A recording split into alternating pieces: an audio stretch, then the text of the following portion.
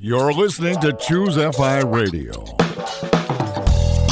The blueprint for financial independence lives here.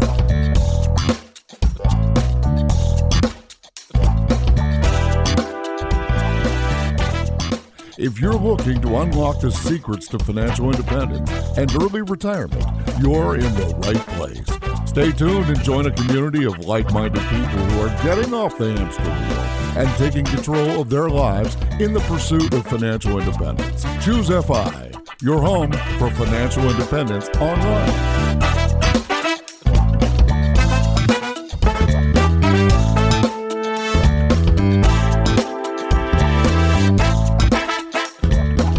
All right, everyone, very excited about this episode. And to be honest with you, it is long overdue. We're going to be speaking with Tiffany Aliche.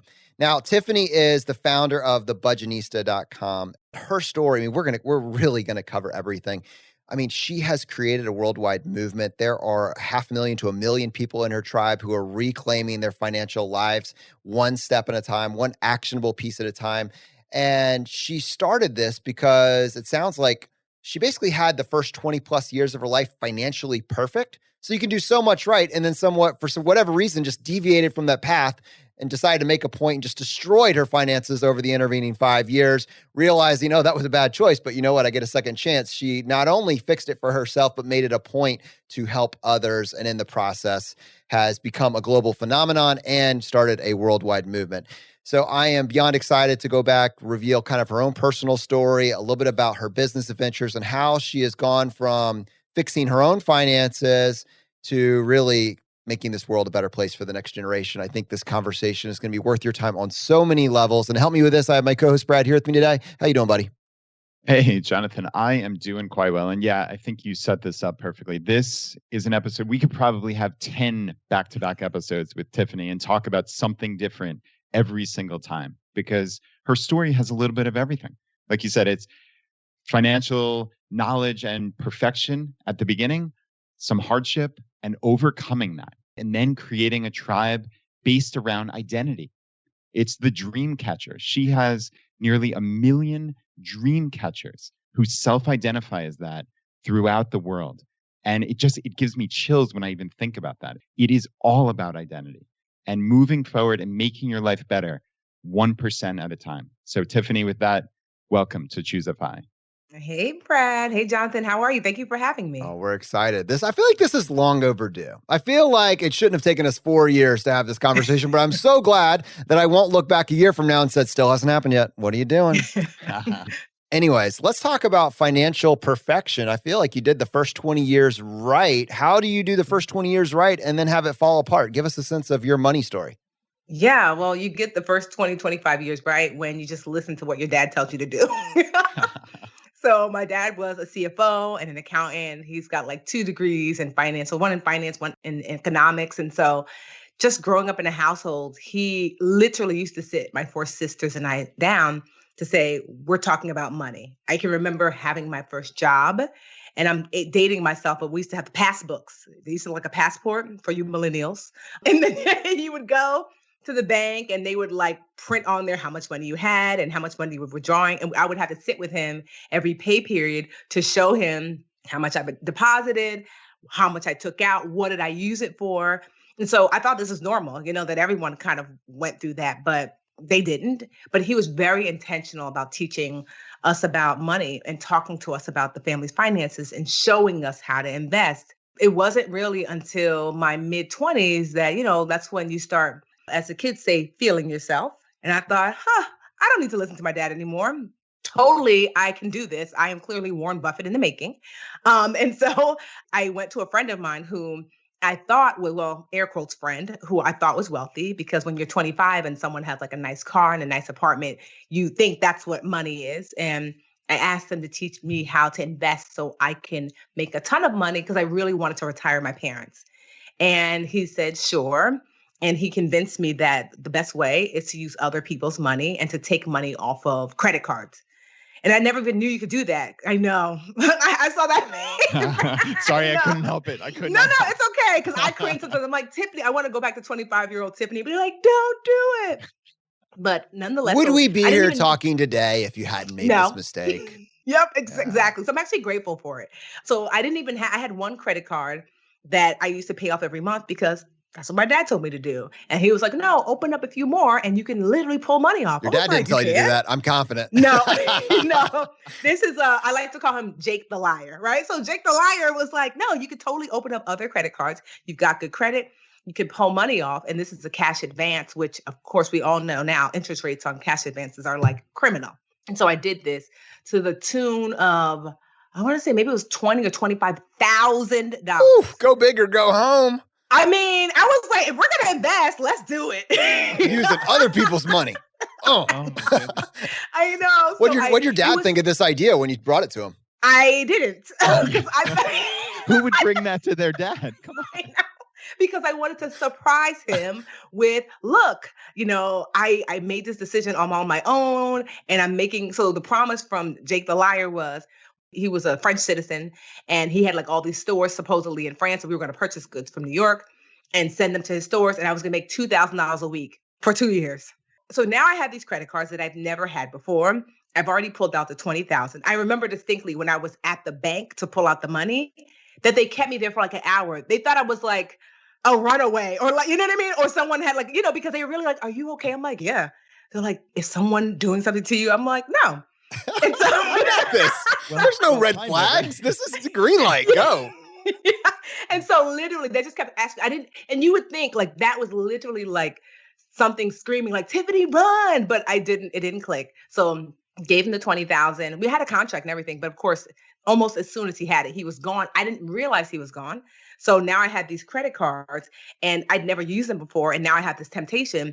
And now I know I'm going to be rich soon. So what does a 25-year-old do? You got $2,000 a week coming your way in just a matter of months. I mean, it's party time. And so I ran up $15,000 on the credit card because I really wanted to be an entrepreneur. So I bought like one of these coaching programs.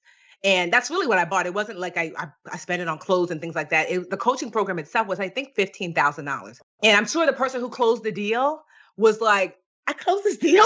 Because typically, I'm sure they weren't getting $15,000 deal closes. So I bought this coaching program, which was okay, I guess, but certainly not worth $15,000. So now I'm $35,000 in debt.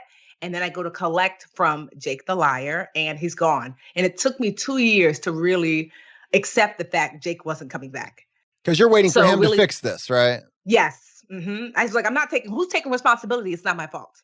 He's a liar. He's a thief. He's going to give me my money back because that's what thieves do. They give you your money back. Yes. And so that's been my experience. Exactly. So I did a lot wrong, but the small things that I did right really saved me. So it's like the little bit of sense that I did had said, you've got these credit cards and your credit score is still pretty decent. You're going to have to eventually pay these off. What if we transfer this money to these balance transfer cards? So 0% interest. So I did that. So it was like, whew. And I had such good credit. It was like almost 2 years, my interest, where I had 0%. So that helped significantly. And so I started paying back just the minimums. I was working still as a teacher. I was a preschool teacher for 10 years. And so I was paying just the minimum because I still was trying to convince myself that Jake was going to come back and give me back my money. So after like a couple of years of just paying the minimum and realizing that's not going to happen, I said, Tiffany, you're actually a pretty good saver. Just do it, save your money. I was making maybe at the time $50,000 a year. So not a tremendous amount of money, but I lived pretty simply. I bought my car in cash because my dad told me to. He took me to the lot to get a $5,000 car. And I honestly didn't have any other debt. Well, I had just gotten my master's. So there was that, but student loan debt wasn't crushing. And I paid off my undergrad loan. So I was living in an apartment with my sister. So we were paying fairly low rent. So my life was pretty inexpensive despite not making a ton of money as a teacher. So I said, I'm going to start saving. And that's when the 2008 to 2009 recession hit. So I said, this is the year when I go back to school, I'm going to set aside maybe like I can live off half my income and I'm just going to get aggressive with paying down this debt. And so 3 days before the new school years were supposed to start, they called us and said, yeah, we lost our funding. There's no more school. And I'm like, wait, what? And so all of a sudden now, I didn't have any income. So I've got this humongous amount of credit card debt and no income. And that's when the slide I took the tumble down into the dark hole of what it felt like financial ruin. Because by then I'd bought a condo. I had the student loan debt. Now I have this credit card debt.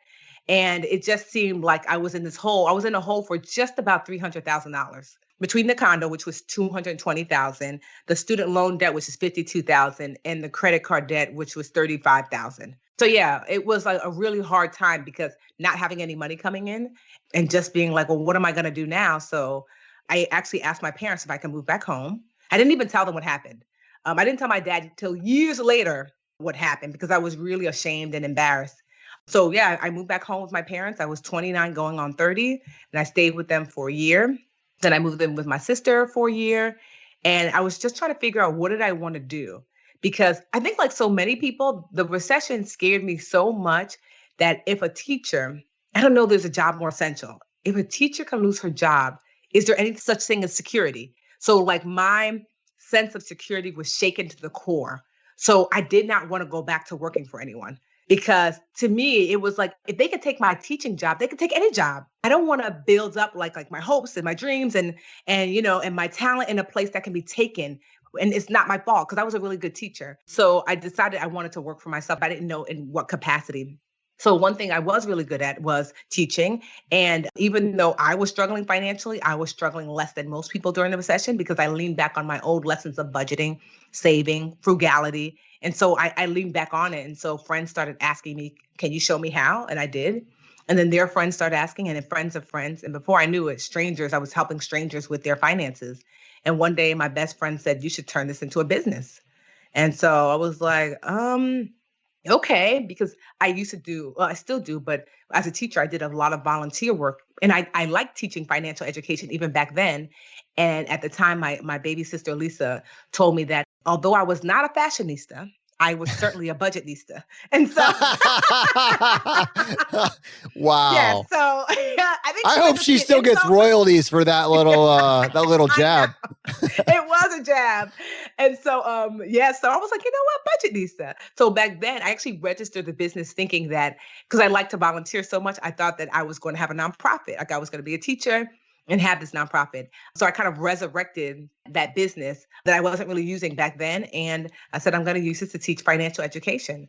So I started like one-on-ones, but I realized you really can't scale one-on-ones. And then I reached out to my mentor and she said, you should really think about getting back into the classroom and getting a contract to do so. So I reached out to some of the places that I volunteered for, and I was able to get my first contract with the United Way. And they were paying me like $300 or $400 a class. It was awesome because during this time, like I said, I did a lot of things wrong, but some of the things I did right were that, I made that balance transfer, but I also lived really frugally. I lived with my parents, then I lived with my sister, then a friend of mine who's in the same position, she was a teacher as well, had found this really beautiful brownstone where the woman who owned it was selling it, or not selling it, but renting it out by the room. So my friend Diesa lived there. She's like, you should move here too. We invited our friend Joy, our friend Nina. So it's like 4 women in their late 20s, early 30s, living in this beautiful brownstone, but we're paying $500 a piece. And so it was like, it's $2,000 rent, but not really for us. So it was awesome. So even though it was like living in a sorority, even though we were like grown adults. And at first it seemed like some of my friends were like, oh, that sucks. But it really didn't, because almost every woman in there was just starting her business as well. Like Nina was a budding designer. So my first book, The 1 Week Budget, she did the cover. Nice. Diesa, she was a gym teacher, but she was also like an avid reader and taught English. She did the editing. And so we would just use each other's gifts and talents to help each other. So honestly, it was awesome. And it was just a lesson in sometimes less is actually more. Some of my happiest moments were then when, literally I was at my brokest. I could afford $500 rent. I didn't drive anywhere because I couldn't afford the gas to put in it. And we used to go to events with is there going to be food there? I'll be there. That's fantastic. Honestly, it was like I lived there for like 2.5, 3 years, but it was an amazing experience because it allowed me to try something new, to build something without the pressure of maintaining a lifestyle. And also too, so what it also taught me, because I grew up pretty frugally too. My parents, we've always lived a pretty frugal life, but it just reinforced that my happiness did not stem from those things. So even though now, I guess you could qualify me as, I don't know if you qualify me as wealthy, but certainly rich. I have a 7-figure net worth. My husband and I, we still live fairly frugally. Like my cars are 2016, but it's paid off. The house that I live in is paid off. We just bought a rental property that we're renovating. It's paid off.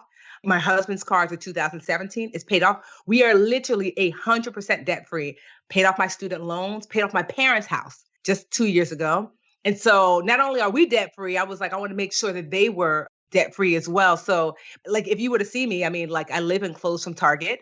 Like it doesn't bother me. To me, security is more important than anything else. But yeah, it was just like building the Budgetnista. And during those times, it was just such a great growing lesson for me as a person, but also too, learning how do you create a business where you could be of service to people and still make really good money and still have happiness and time. So I'm in complete alignment, which is something that was really important to me. Like when I graduated college, I told myself that I wanted to live life in complete alignment. I didn't want to be like, oh, my job sucks or, like I hate this, or like there's no part of my life that I can say looks like that. So I'm really lucky. Tiffany, that's amazing. That word alignment, that is so critical. And that actually brings up a question I wanted to ask, which is going back to that fraud. You said, it's not my fault. You had that external locus of control that someone else is acting on you, right? As opposed to taking ownership of it and moving forward knowing, okay, I made a mistake, but I'm taking ownership. And I'm curious, like, how long did it take to come to grips with that? Because really, like, the hardest part of most of these journeys is psychological. When did you finally come to grips with that it was your fault? And how did you move forward? Well, I had to tell myself, it was like, I want to say the scam happened at like 26-ish, right? So by 28, going on 29, I was like, okay, Tiffany, Jake the liar is gone. And I don't care how many times you call his phones or you try to track him down via social media, he's gone. And I had to tell myself, I understand why you did it, because you really did want to help your parents and retire them and all these other things. But that doesn't negate the fact that this is your responsibility. You put yourself in this place. One, you literally have this financial expert that you call dad that you did not reach out to. Because literally one phone call, Dad, what do you think? He'd be like, are you crazy? When did you tell your dad? What? Let me tell you. So in my book, The 1 Week Budget, the last chapter I added at the last minute, it was about digging your way out of debt. And I told the story in that last chapter. And I gave my dad that book. I had to have been 32. And I was like, I want you to read this book. And I'm like, read that part. So I let him read it. And he called me, was like, oh my, Tiffany, is that why you moved home? He had no idea. Because by then it had been years. Because I was so ashamed because I knew, my dad is still the go-to. Like if I call my dad now, he still give me financial lessons. He's 77 years old. He still is a heavy investor. He's still the go-to for his friends. So there was really no reason for me not to reach out. I know some people don't have access to folks with knowledge, but here I grew up with that. And so I was embarrassed that I didn't reach out to like the person that I knew best because of my ego, right. Because I wanted to prove that I can do it with little to next to no knowledge. But yeah, it took about 2 years to be like, he's not coming back, Tiffany. And this is your issue. This is your problem, and you can wallow in it for another 2 or 3 years, or you can just do something about it. And I've since learned to what I call that being a paper towel person. So my dad is someone who, like, if we were kids, because I'm one of 5, if I spilled something, my dad would be like, do you know how much juice it takes to give to 5 kids? We don't have juice like that, Tiff. You have to be careful, yada, yada, yada, yada. And then he would get me a paper towel. My mom, you spill the juice, she grabbed the paper towel and she got it to you. My mom is super solution oriented. And it's probably one of the reasons why I didn't want to tell my dad, because I knew he was going to be like, Tiffany, do you know, and I'm like, I don't want to hear it. And so I have now learned to commit myself to being a paper towel person. So when I make a mistake, financial or otherwise, to really get straight to the solution, because you're going to have to get to the solution anyway. And that lesson with Jake the liar, Jake the thief taught me that like, you spent 2 years of fussing at yourself when you could have just got to the solution and you would have been in a better position sooner. I will say one thing for Jake the liar, Jake the thief. Like, he did follow his own advice. Like, he was investing with someone else's money. It just happened to be yours. So the man's consistent. I just want to, we've been throwing a lot of shade at him, but I just want to point out, like, the dude's consistent. Yes, but I will say this, that every once in a while I Google his name, and it's with great satisfaction that he tried to scam the U.S. government. And so now he's sitting in federal prison. So, Hey, Jake, hope you have Wi-Fi there. Maybe you can listen in. Okay. Yes. All right. I'm sure that will warm his heart to hear this shout out. Jonathan, I don't think I've ever laughed this hard on the podcast. It's been sitting with me since the beginning. I was like, well, the dude was following his advice. Like he probably could have created a course around it. I wouldn't have bought the course, and I don't recommend you buy the course, but let's just be intellectually honest here. I want to talk about shame just for a second here, because with your audience and people that maybe are going from years of drift or huge financial problems that feel like it's just insurmountable, what you just described is a reflection of that to some degree. And you've clearly had your own way of dealing with it and your own perspective coming to the other side. But I'm curious, when you match up what you actually did with your dad, and you're kind of like, I needed to wait. I wasn't there. I wasn't ready to tell him and just solve the problem. I had to dig my, and then when you pair that with what you see, the people that have found your content and are benefiting from your content, whose lives are being changed, what's the overlap there? And how do you address the issue of shame and money shame with those people that are trying to take that first step? And so what helped me is my friend Linda. So what I encourage people is to find them a Linda. So what that means is this, is that for the 2 years that I was like steeped in the shame, I was afraid to tell anyone because I was Tiffany, the go-to girl for money. So how could I be broke and in super debt? And so I was ignoring all my friends. I wasn't picking up my phone. And finally she broke through, and it was like 2009. And she's like, what's wrong? And I'm just like, oh, everything's fine. And then I just broke down into tears, and I told her about how I owed so much and how I've been tricked by Jake. And she just started laughing. And I'm like, I failed to see what's so funny. And she was I'm not laughing. I'm not laughing. It just she's like, I'm like, okay, Linda, I don't think this is funny. She was like, she literally said, welcome to everyone else's life. We've been broke. And she's like, Tiffany, because I know Linda since our parents are friends. So I've known Linda from before I even got here. And she was like, literally since high school, middle school, college, you literally have been the only friend that had any sort of financial sense, because none of us really grew up learning anything about finance. And so everyone's been struggling. This is your first time, like, welcome to the real world, where all of us have been struggling. The recession has taken a lot from all of us. So what you're experiencing is, yes, like everyone else, this is why you're hiding. And so that lesson that I learned was like, oh, so there's an African proverb. My parents were both born in Nigeria. And there's an African proverb that says, fear makes the wolf bigger than he is. And so this fear and this shame had exacerbated the problem in my head, when if I had just stepped outside of myself, I would realize, like, this one's struggling, the doctor, the lawyer, the engineer, the pharmacist, that people are having a hard time.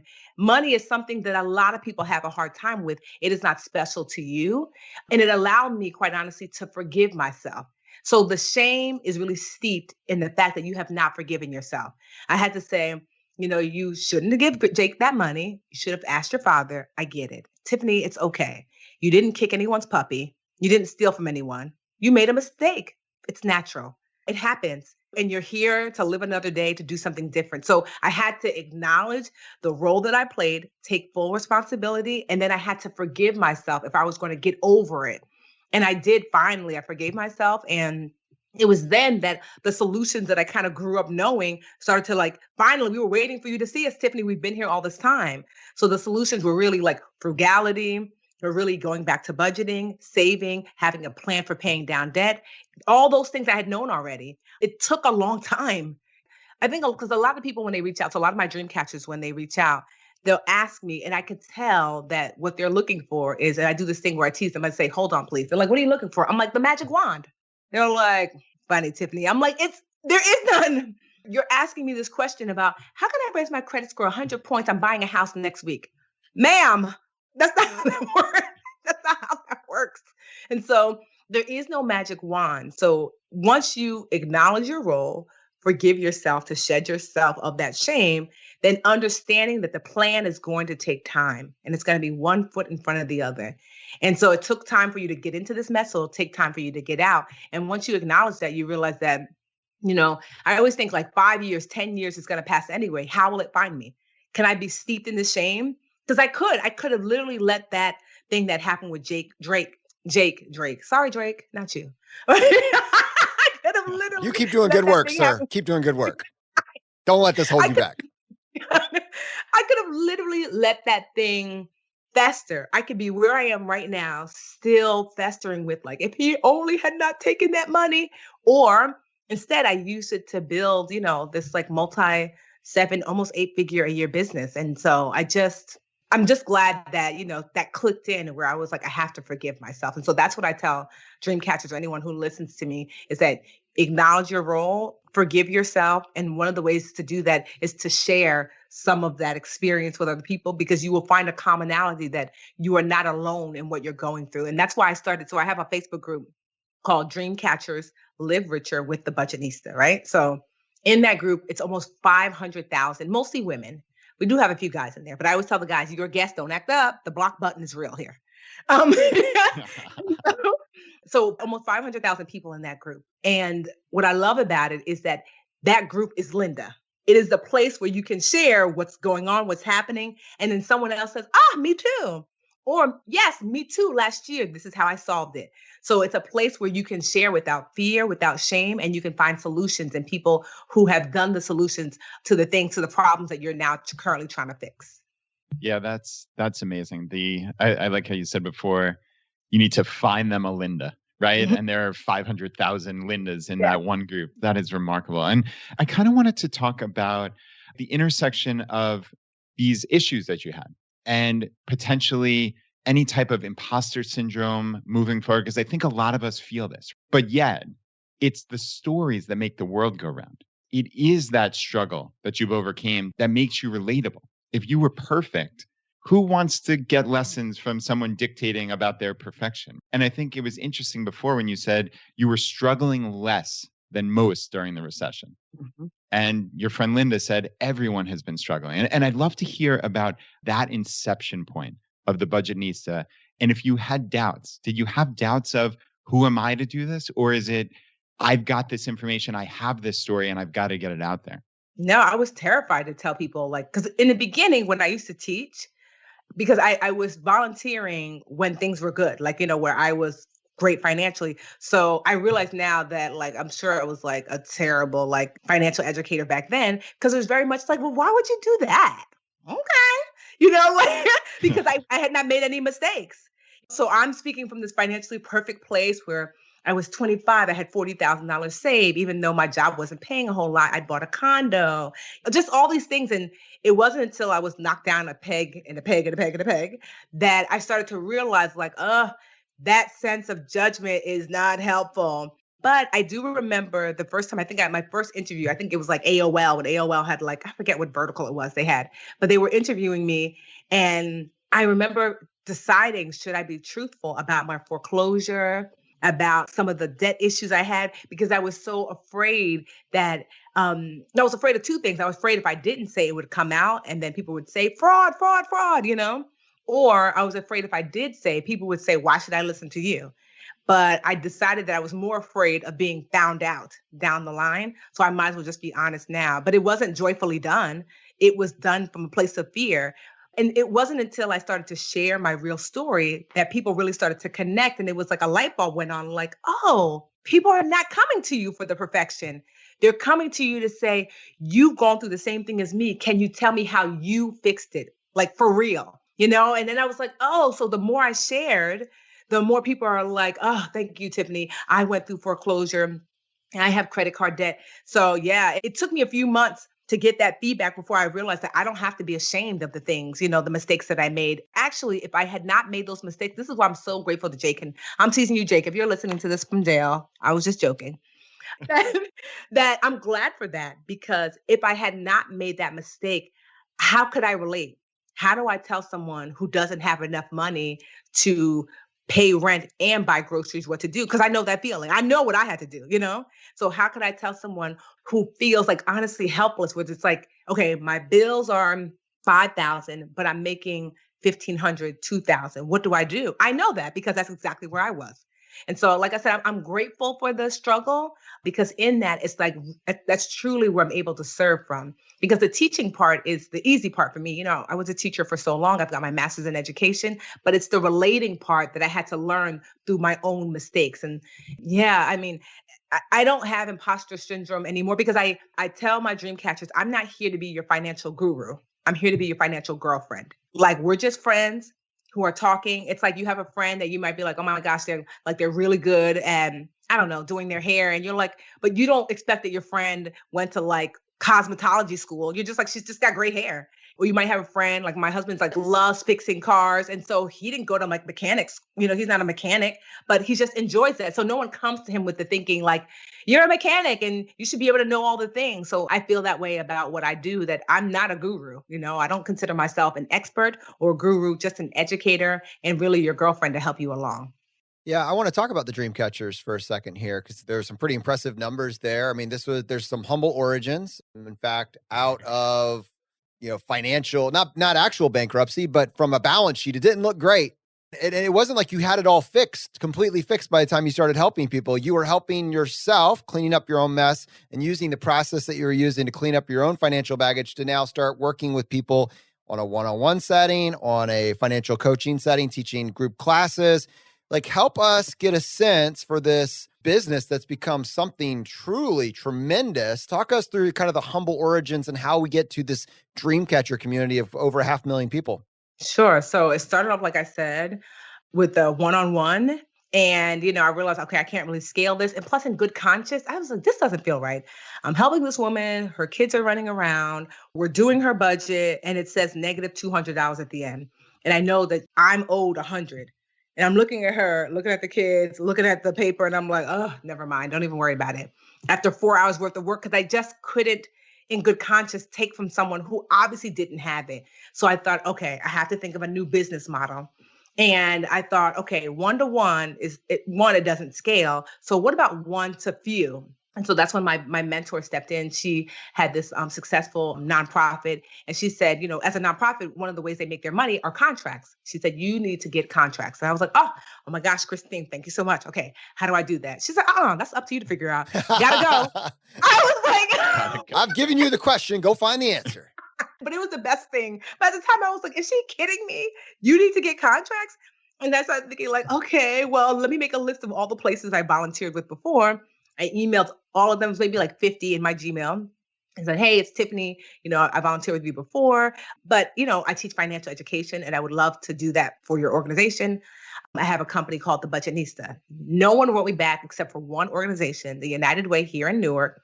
And the woman who wrote me back, her name was Catherine. And she wrote back to say, Amy, who you emailed, no longer works here. That was the email. I was like, wait, well, an auspicious start.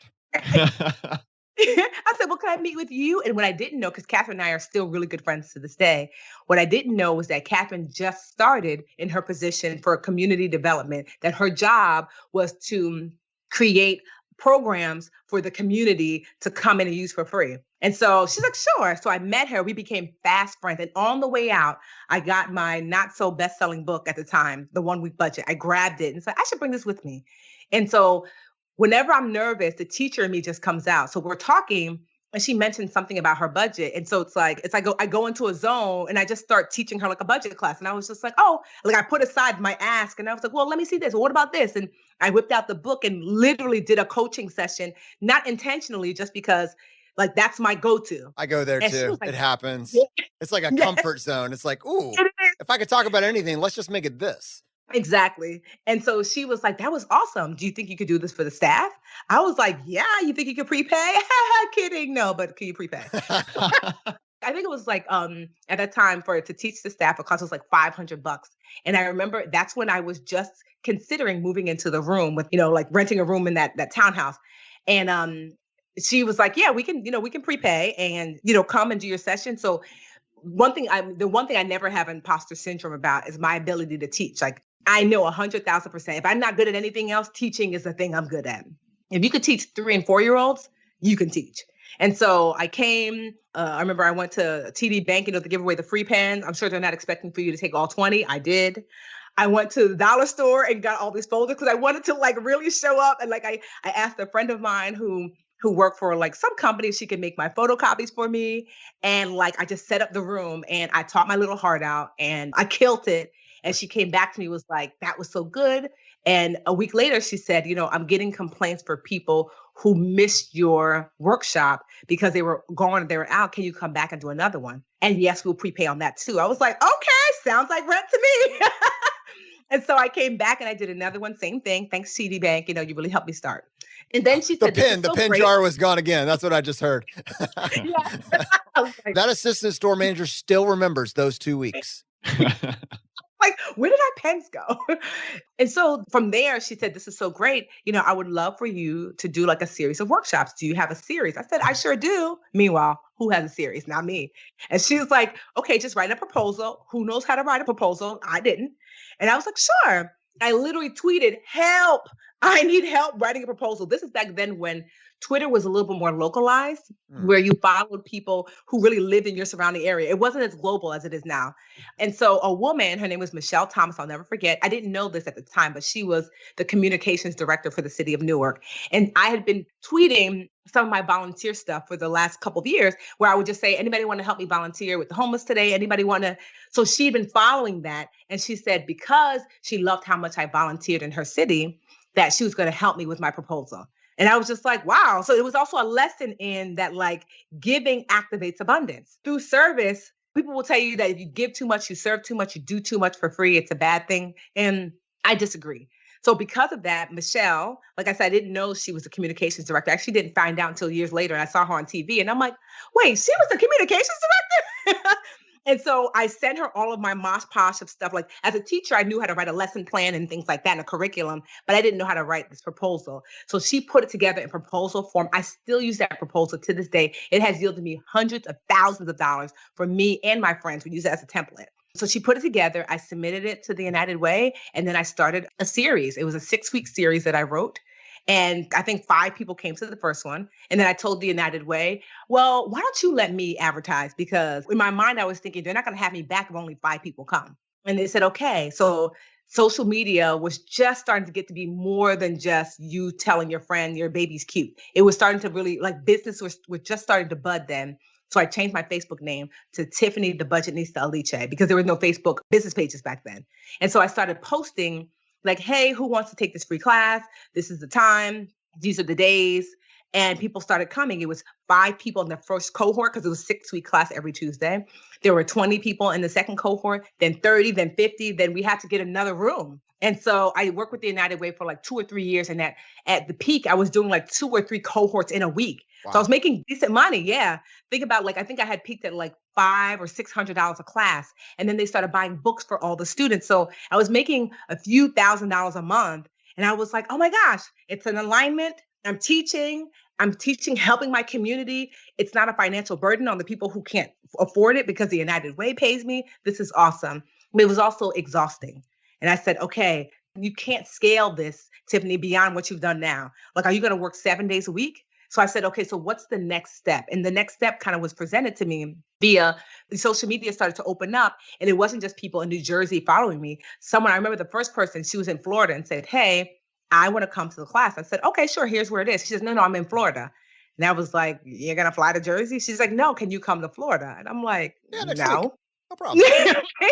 And then someone from California, and then someone from Idaho, and I was like, okay, so how do I serve these women who don't live here? And I thought, okay, so one-on-one, that's the beginning, one to few, then what about one to many?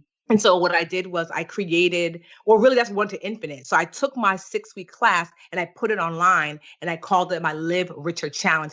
When I tell you something, the Live Richer Challenge is one of the most pivotal moments in my journey as a person and as a business. And so all of my, honestly, some of my friends who are my financial friends were like, I don't understand. This is this 5-week course. So I condensed it into 5 weeks, the first challenge.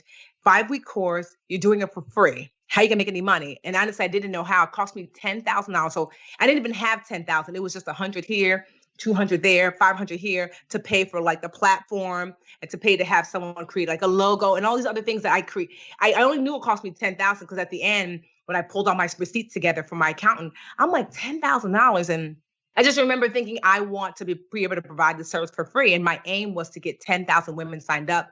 It took me 8 months to get 10,000 women signed up. I wanted to launch the challenge in January. So it was January 2015. Did you get 8,000 women to sign up ahead of the launch, or 10,000 women to sign up ahead? Is that what I just heard?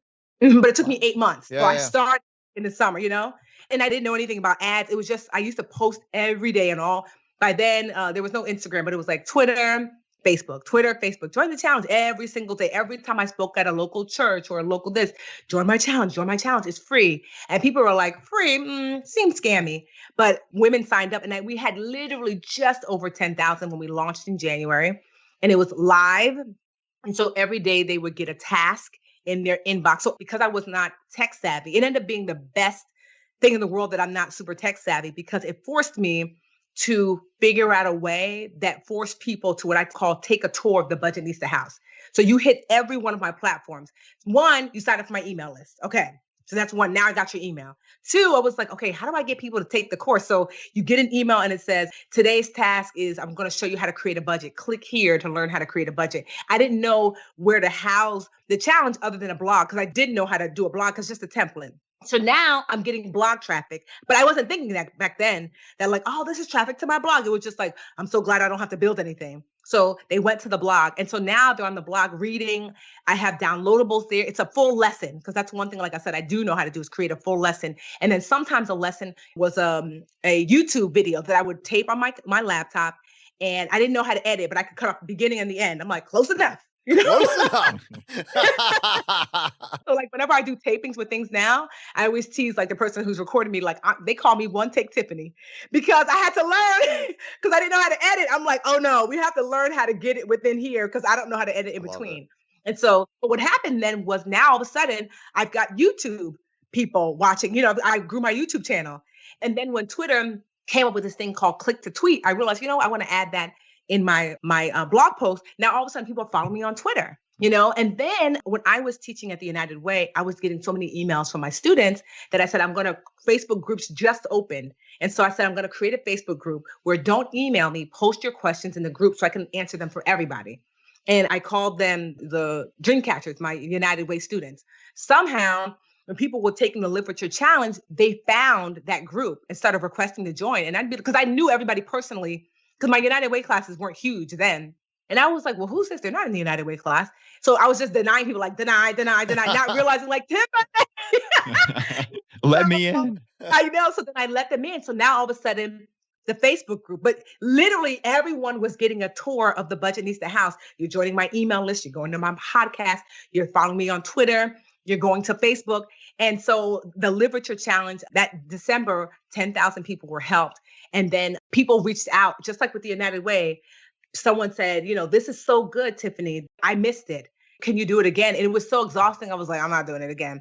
But I thought, well, maybe I'll automate it. So I automated it where you can sign up and then it would just send you the daily tasks every day. And so by the end of February, 20,000 people had signed up. By the end of the year, 30. Now over 900,000 people have taken one or more of the literature challenges. Now that first challenge, I didn't know anything about affiliate programs.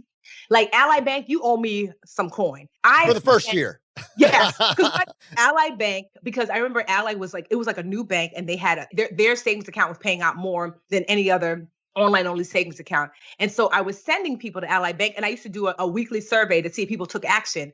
And at the time, about 3,000 or 4,000 people signed up for a bank account. Can you imagine? And I didn't know, but then Ally had this affiliate program where they're paying you $25 per person that signed up. When I found out, I like wept because I was broke. So imagine $25 times 4,000 people. And I was like, wait, is it retroactive?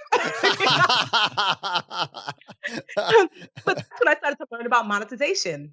You know, because someone was like, oh, are you doing affiliates? I'm like, what's an affiliate? They're like, wait, so those 10,000 people that came through your challenge, how are you getting paid? I'm like, paid?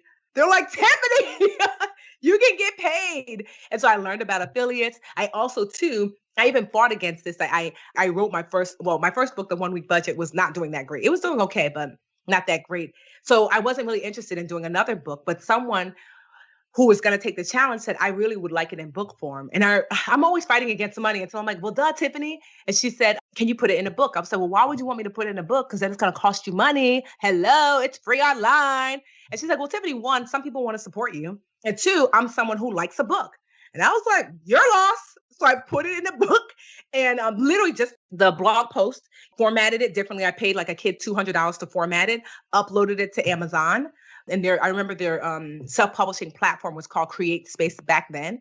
And I remember it took 2 years for my book, The 1 Week Budget, to hit like the Amazon bestsellers like list for budgeting. It took 2 days for the Live Wow. Richer Challenge book to do so. And I remember being like, wait, you guys want books? And so, yeah, it just was selling like crazy. And that's how I made my money back, because that first January, I made $10,000 from people buying the book on Amazon. And I was like, oh my gosh. So I started to do the challenge, and I still do them every year. Every January, we come up with a new one. We have 5 of them, and they're all free still. You go to livericherchallenge.com. They're all free in there. There's the fundamentals, credit edition, savings edition, net worth, and home buying edition. And then one coming up now, I have something called financial wholeness. So it'll be the financial wholeness edition. It was a game changer. It was a game changer, because what I didn't recognize then, what I understand now, is that the Live Richer Challenge wasn't just like, okay, people are being helped. Yes. But because I have like a certain way of like talking, and a certain way of being, I was indoctrinating dream catchers, because you enter into the challenge. Everybody knows I start with, hey, hey, hey. And like, there's a certain way that I teach. So you were going through like Tiffany boot camp to be like, I love Tiffany. By the time you came out of Tiffany boot camp, it was like, I love the Budgetnista. I love Tiffany. But I didn't recognize that. Yes. And so it was, well, aside from, losing that money to Jake and it causing me to like educate differently from a place of empathy, this was hands down. I mean, it created the business. I would not be here. Where do you get 900,000 people? I mean, there are times, even when a new challenge comes out, we always get this huge bump. It might be another 200,000-300,000 people will sign up just to join the new free challenge. And it allowed me to really understand who was my demographic, because we would do surveys. So when brands and things come to me now, I'm able to say, nope, 40% of my ladies really want to save. Nope, 30% of them really want to, pay down debt. I know who they are, what they need. And it allowed me to create my most profitable business, the Live Richer Academy, because I believe basic financial education should be free. I helped to get a law passed in the state of New Jersey, making it so for middle school students, because New Jersey already had a law for high school. So a friend of mine who's an assemblywoman, when she won, she came to me and was like, I want to do something for financial education. And I was like, well, Jersey has a law. We're like a forerunner in that for high school. But honestly, as a former preschool teacher, kids as low as kindergarten really should be learning pre-financial education, age-appropriate financial education. And she said, okay, let's work on a law together. So we did. And we got it passed for middle school. So we're still working on the elementary school component. And so for me, I think that financial education, basic financial education, how to budget, how to save, how to pay off debt should be free. That's why the challenges will continue and will always be free. But people had taken the challenges and were like, Tiffany, you taught me how to budget. You taught me how to save. You taught me how to fix my basic credit and pay off debt, but I need more. And I was like, well, even though I was doing things for myself, it wasn't enough that I felt like an expert to teach it. Like, I invest for myself, but not enough to teach you how to invest, And so I thought, well, what do you want to do? At first, it was going to be an investment club. And they're like, well, yeah, let's do an investment club, but I want to learn how to start a business. I'm like, well, that's not an investment club. And I also want to learn how to learn about insurance. And I want to learn about estate planning. And I want to learn about retirement. And I thought, well, who teaches me those things? So I started to pull my financial friends who helped me to do those things. And I said, could you teach a class? And they did. And I combined these classes and I created what's called the Live Richer Academy. And right now we got like 40,000 students in the Live Richer Academy. Wow. And we just hit our first 7-figure month in April, and our reoccurring. So we are at 8-figure year business, because our reoccurring is, I don't know, $850,000 a month. Yeah, so that's amazing. Like that's 8 figures. Yes. And so like, congrats. That is incredible. Wow. Preschool teacher 10 years ago to now. Isn't that just so crazy? That's amazing. Tiffany, that is amazing. And I wanted to ask you about the teaching. You light up normally, but you light up even more when you talk about teaching. That at your core is who you are. That's what I'm gleaning from you. What makes a good teacher, and what makes you a good teacher? So a good teacher is a good student, one. So you have to be open to, like, I'm constantly learning, constantly listening, constantly reading. But really what makes a good teacher is somebody who actually cares. Because your student, whether it's a 3-year-old, a 33-year-old, a 103-year-old, can feel if you actually care about them. And so what I think people ask me sometimes the secret sauce of like the Budgetnista, why has it done well? And it's because my dream catchers can tell that I really care. Like, I think about them, I care about them, I try to create solutions. Like, I really care, that more than the money, more than all those other things, like, I care. That's why I did the Live Richer Challenge, because I could have made money with that. I could have just said it's $1 and made $10,000. But I was like, no, it's much more important to me that you get the help that you need. I'm truly concerned about, are you okay? Like when I taught preschool, and I learned that teaching preschool because 3 and 4-year-olds, I mean, it's not about discipline really when you're teaching preschool. Like you have to really almost love this child like your child, because 3-year-olds, they don't know. They're like, my mom's not here, so you're my mom. Really, like literally, I loved those kids. It was like, is Cora okay? Is Jonathan fine? Do they need something? And so you really learn to teach from a place of true caring about your students. And so that carried over into when I started to care for and serve adults. And I think a lot of people, because of preschool teaching me that type of teaching, I took that with me where maybe somebody who has never had the opportunity to teach younger grades, where that's basically a requirement. Like I just see a lot of financial educators out here now who it's about the doom and the gloom and the shame. And it works for some people. Some people like to be shamed into doing better, but I just don't know that that's helpful. I believe in taking responsibility, but I don't know if I believe in making you feel bad. To what end? You know what I mean? My aim for you is to be better, not to feel worse. It's like, yep, we're going to take responsibility. Yep, you shouldn't have done that, but we're here now. Here's a paper towel. And so I think, yeah, that's what makes a good teacher. It's that empathy. It's that true caring, because like you said, I light up. You can feel that. And so people come, because I'm not teaching like you can literally Google budgeting. Why do people come to me? You know what I mean? It's not because I'm teaching something like, oh, I might teach it like in a more fun way, but that's not why people come. People come to me because they're like, I know here at the Budgetnista, I'm going to be looked after. I'm going to be cared about. And I know that Tiffany is not going to do or bring anything to me that she does not really think is what's best. I mean, people call me all the time for me to sell things to dream catchers. I could be making more millions a year if I say yes. But like I say no to almost everything because I'm just like, that's terrible. No. I'm not selling that, or I'm not sharing that, because I don't think it's good for people. I have something called the Lisa rule. Lisa's the baby who named me the Budgetnista, because Lisa's a dream catcher. And I remember one day I was sharing an app that I thought was awesome, and in an email that I was sending out, and she called me because she always pretends like the Budgetnista is different from Tiffany. And she's always like, oh my God, did you see Budgetnista's email? Totally excited about this new app. I'm like, my email? She's like, whatever. Budgetnista said this app is awesome. And I actually started to get nervous. I was like, wait, what app? And she's like, the app that Budgetnista just sent out. And I'm looking and reading, and I thought, why am I nervous? Isn't this a good thing, Tiffany? Because my rule before used to be like, if I use it, I'll share it with you. But I realized that wasn't a good enough rule, because I'm more protective over Lisa's financial journey than I am for myself, because I'm willing to try a bunch of different things. And I realized I need to turn up the integrity when it comes to sharing. So now I have my Lisa rule, and I ask myself, if Lisa were to call me to say that she signed up for, download, or whatever it is that I'm sharing, how would I feel? If I don't feel 100%, then I'm like, oh, great, Lisa, this is awesome for you, that I don't share it with dream catchers. Yeah.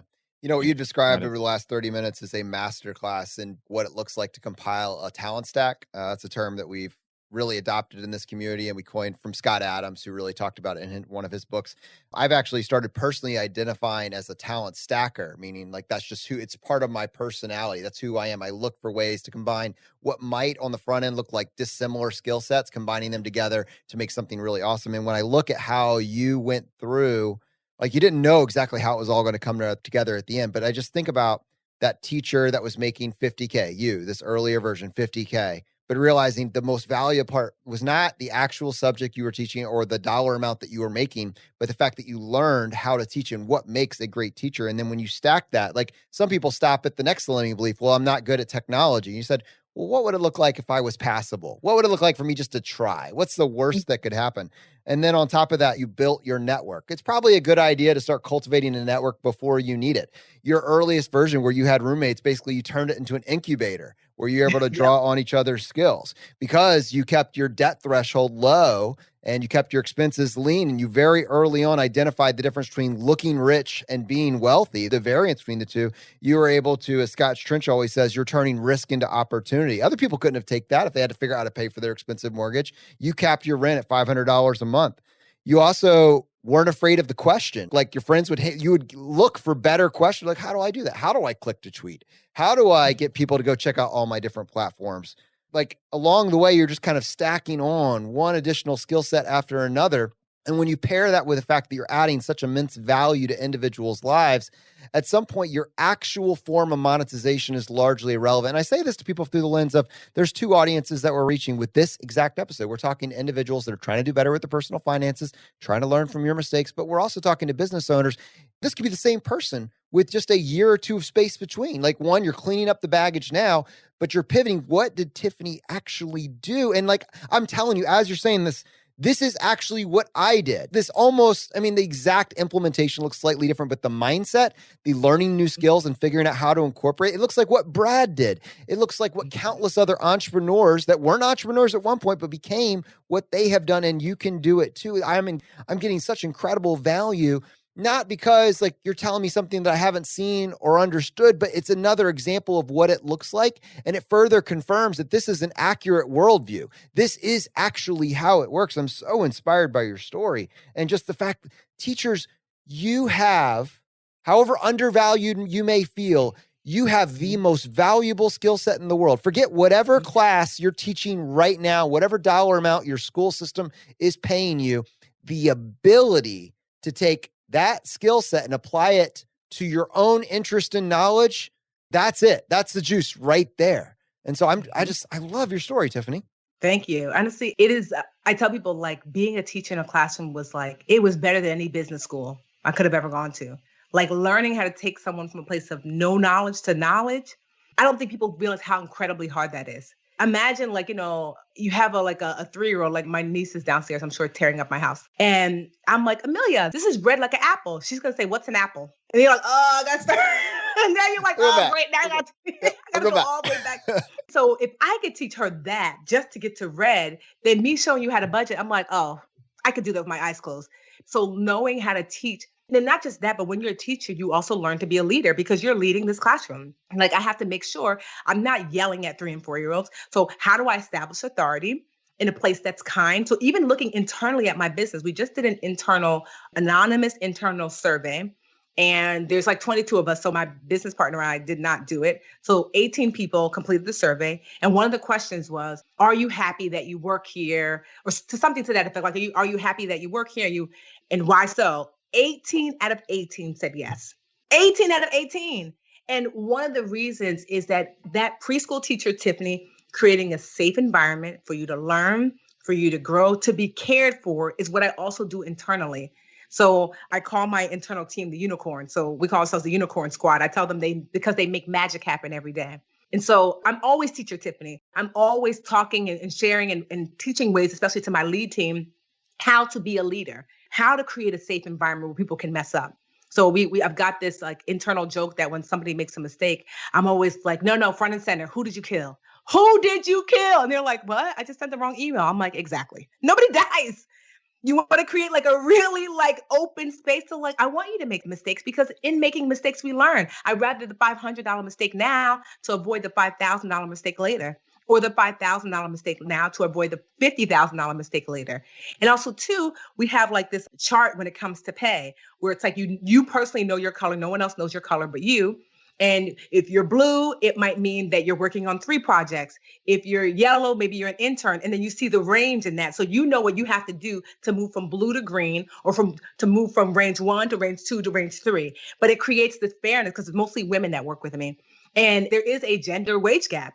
And I wanted to dispel that, even though literally 95% of my team is women, but I wanted to dispel like that you're worried about like, well, am I being paid fairly? Well, it's like, well, here's the chart. Everyone is a color, and you could tell exactly what color you are by the level of responsibility that you have. And so we really try to create a space of transparency, like I said, of kindness, that we truly do care, not just about what you do for us, but what are you doing out there? I do something called Unicorn Spotlight, I would say every 2 weeks, because so many people who work on our team also have side hustles. And I've literally put 6 figures in people's pockets. Like, okay, we're going to spotlight you, Logan. Logan is our content manager. She's amazing at writing emails. She wrote an email for me once because we do affiliate stuff now that made us $130,000 in 3 days.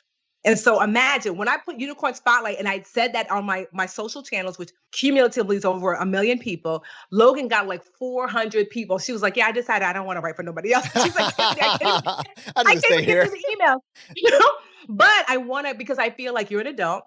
And because I make money on the side. So I always say I can't want for myself and not want for you. Is there something I can do to help you? And although we make, we make good money, I still feel like we can pay more. When I first started, we were paying people $9 an hour. That's crazy. That's like what we could afford. And people were working for us because they were like, the mission, Tiffany, I'm here because, you provide such an amazing place to work. Now, some of those same people are making 6 figures a year with us just 3 years later. So, and so like just even creating, I want not just to create an amazing space for the people we serve externally, but the people who are doing the serving internally. I always feel like I want to enter into an everybody win scenario in all the things that I do. So it's like the unicorns win, the dream catchers win, I win, we all win in a way that's transparent. And so it's one of the reasons to me, if you ask me why we are growing so rapidly, is because they go so hard, because they feel looked after, they feel cared for, and they know that I keep my promises. I told everybody who came on and we didn't have much money, I was transparent, like, look, this is what we have. This is what I can pay. And they were like, okay, but I promise, as soon as we do better, I pay better. And so they could see the movement. Now they're like, literally someone hit me, one of our team members, she's like, girl, I remember when I came on, I was making $12 an hour. And I showed my husband, he was like, this is the woman you want to work for? She was like, she promised me when she does better, she'll pay better. And now that woman, like, I think she's been with us 2.5. I told you. Yes. I told you. 6 figures a year remotely. So when this coronavirus and pandemic hit, we were already working remotely.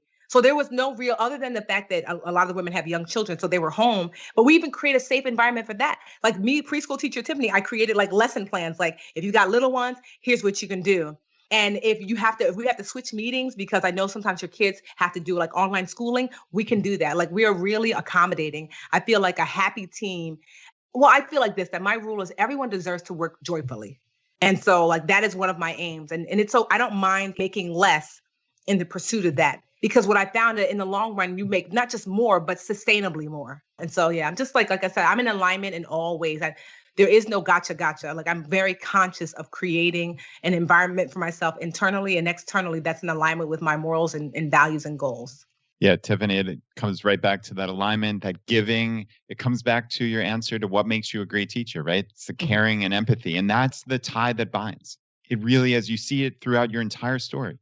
You see it with Christine at the United Way, who you went in with an idea and you threw it aside and you helped her with the budgeting, right? You see it with your team. You see it with that Ally Bank example. Like I know probably at the time that $100,000 or whatever you would have made would have been life-changing. But the thing is, the people knew that you're coming from the right place. And almost invariably, those people told 10 friends about the Budgetnista. And how much has that led to? Because you were coming from that place of genuine caring and genuine giving. And it is just a remarkable story. Truly, truly remarkable. And thank you for sharing it with us. Thank you. Thank you for having me. Well, I have one more thing I want to talk about before we let you go, because I heard that you just wrote a children's book and I want to know a little bit more about it. So yes, I decided that, I always had this kind of book in the back of my head when I was teaching preschool, because I thought, these kids would ask me things like, Miss Tiffany, can you buy me these cookies? Or Miss Tiffany, can you buy me this toy? And then I would say something like, well, Jeremiah, like, Miss Tiffany doesn't have any money. Because, I'm like 22, 23. And they're like, yes, you do. Look in your purse, because kids think that your purse generates money automatically. I remember one time, this little boy, Jaheim, told me, can we go to the wall? And I didn't know what he was talking about. And then one day we're going for our daily walk and we passed the ATM. He said, finally, a wall. And I just burst out into laughing because he really believed that there was a magical wall that just gave adults money. I'm like, oh, it must be so nice to be a kid. But what it made me realize is that, is there a way to be age appropriate with financial education with kids as little as 3 and 4? Let's see. So we started with penny drives because kids love counting. And I knew a lot of parents were struggling financially. So I didn't want, I wanted to do fundraise without asking parents to give money when they didn't have it. So pennies are things that you often can find on the ground, So kids were bringing pennies. I had one of those big water cooler bottles and they love just dropping it in there because it's sensory too. Like you hearing the clink and they feel like autonomous. And so every week we would dump it out and then we would count it. So counting is a pre-financial education skill. So we would count it and then we would talk about what are some of the ways that you can use this money? Who can we help with this money? So that was something too, learning about donating and thinking of others, less versus more. That's also a pre-financial education skill. So then I started making up stories for them to learn some of these lessons because I noticed that when I was trying to get through to a 3 or 4-year-old, just saying, hey, we don't hit our friends wasn't enough. So sometimes I would pull out a book specifically that showed maybe like, this mouse and this mouse are friends, but this mouse pushes the other mouse and they're not friends anymore.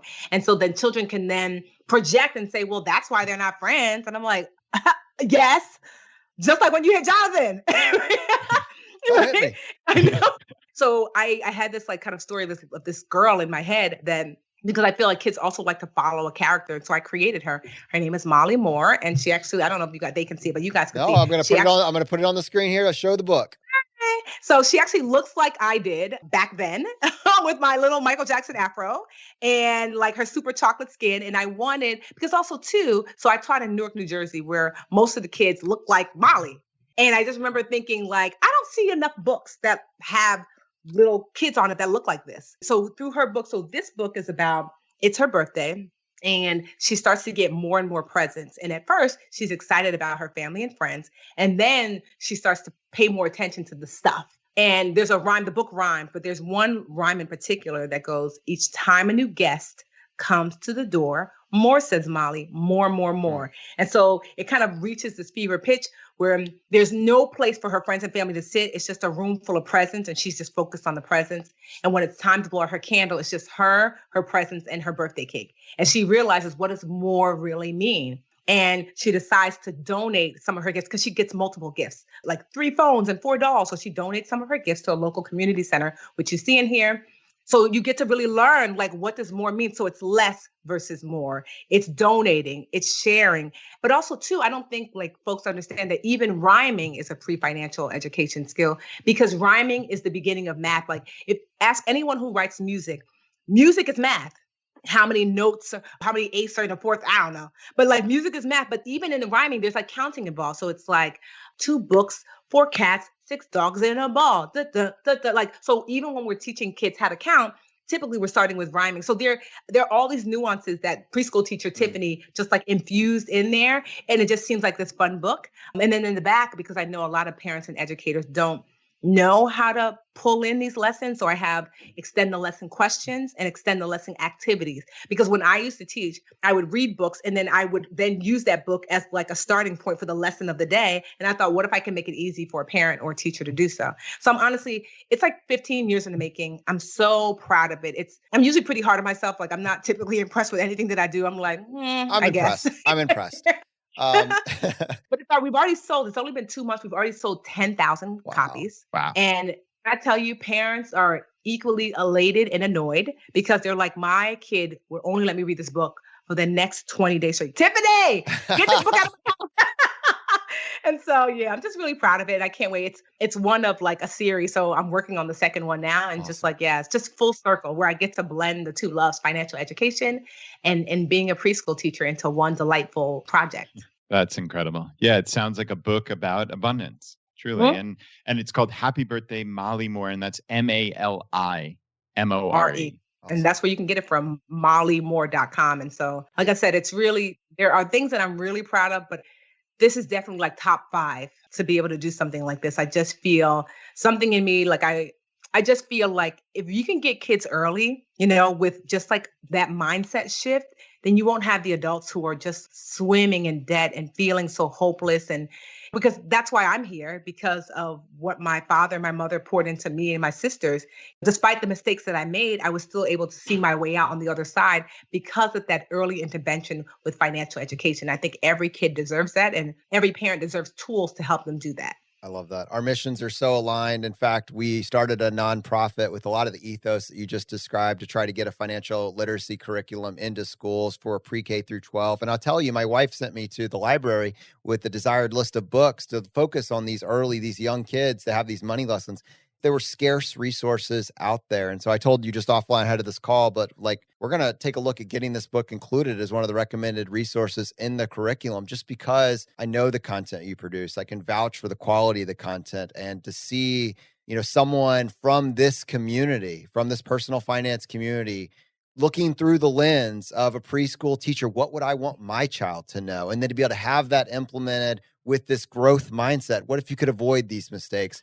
It's incredibly powerful. So you're doing amazing things. You've done amazing things. I'm so excited to see where your brand, your mission, your movement goes from here. And on our parts, we can't wait to figure out what we can do to support you and see you go even farther. So thank you so much for joining us on the show today. Thank you for having me. This is awesome. Wow, Brad, what a compelling episode. Tiffany is doing something special in this world, and the impact she's having is unreal. Yeah, Jonathan, impact. What a great word. There's probably no more appropriate word than impact for what Tiffany is doing. And at scale, too. What a world this is, where you can go from having financial issues that you're not proud of, that you're not proud to tell your dad about, that you hide, to having a community of nearly 1 million dream catchers in this case. What a great phrase, right? 1 million dream catchers who are all trying to make their lives better. It is a marvelous story. Truly. I mean, just chills up and down your spine. Tiffany is just, she's incredible. Her story is incredible. Her impact on the world is incredible. It's hard to top this, frankly. All right, my friends, well, go check out Tiffany's podcast and her Facebook group and her website. I mean, she is America's favorite budget expert for good reason, and we were thrilled to have her on the show. The fire is spreading, my friends. We'll see you next time as we continue to go down the road less traveled. You've been listening to ChooseFI Radio Podcast, where we help middle-class America build wealth, one life hack at a time.